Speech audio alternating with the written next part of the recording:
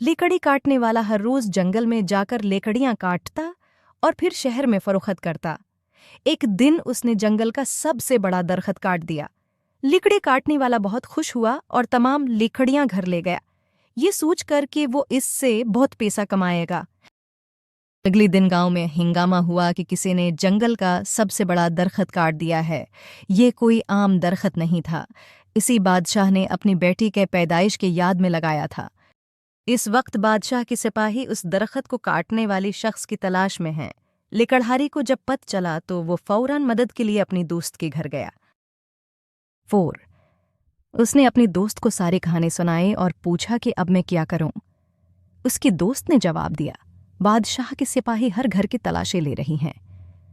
अब बताओ, कहीं छिपाओगे या जंगल छिपाओगी? लकड़हारी ने कहा कि बहुत ज्यादा लकड़ियां हैं, अगर मैं कहीं छप गया तो वो मेरे घर की तलाशी लेंगे और गांव वाले उन्हें बताएंगे कि ये मेरा घर है। इसकी दोस्त ने कहा, तुम यहां से बहुत दूर भागो जहां कोई तुम्हें पकड़ न सकी। लकड़हारी ने जवाब दिया, मेरा ख्याल ही कि बादशाह के सिपाही हमारे गांव की तरफ आ रही हैं, मैं जा रहा हूं। लकड़हारी ने जाने के लिए दरवाज़ा खोला तो वहां बादशाह के सिपाही खड़े पाए। उन्होंने लकड़हारी को पकड़ा और कहा कि हमने तेरी घर की तलाशी ले तो वहां बहुत सी लकड़ियां मिली हैं। लकड़ी के साथ एक लकड़ी का तख्ता था जिस पर शहजादी का नाम लिखा हुआ था। बादशाह की सिपाही लकड़हारी को ले गई।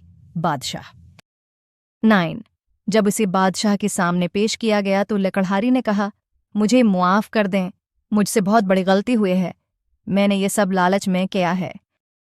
10 बादशाह ने कहा, तुम अपने किए की सज़ा पाओगे। मुझे ये भी मालूम हुआ कि तुम दरख्त काटती हो नहीं लगाई बगैर।